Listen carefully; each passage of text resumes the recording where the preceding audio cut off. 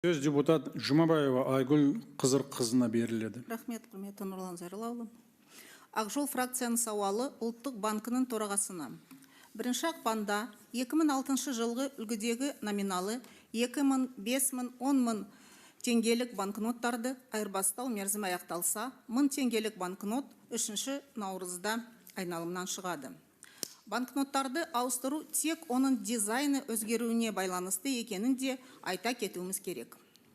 Айырбастау тек облыс орталықтарында және республикалық маңызы бар қалаларда орналасқан ұлттық банктың филиалдарында ғана жүргізілді.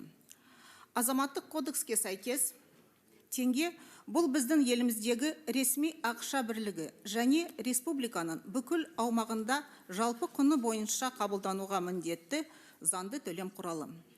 Ақжолға өтініш білдірген азаматтардың айтуынша, карантинге байланысты көптеген тұрғындардың банкноттарды уақытылы айырбастауға мүмкіндігі болмаған. Облыс орталықтары мен алыстағы ауылдардың ара қашықтығын ескерсек, жол құны айырбастайтын сомадан да асып кетуі мүмкін.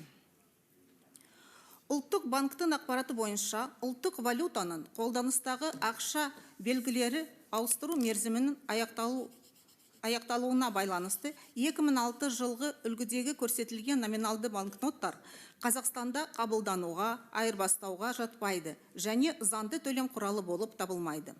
Бұл шешім тәуелсіздіктің бір белгісі болып табылатын ұлттық валюта теңгемізге елдің сенімін жоғалтады.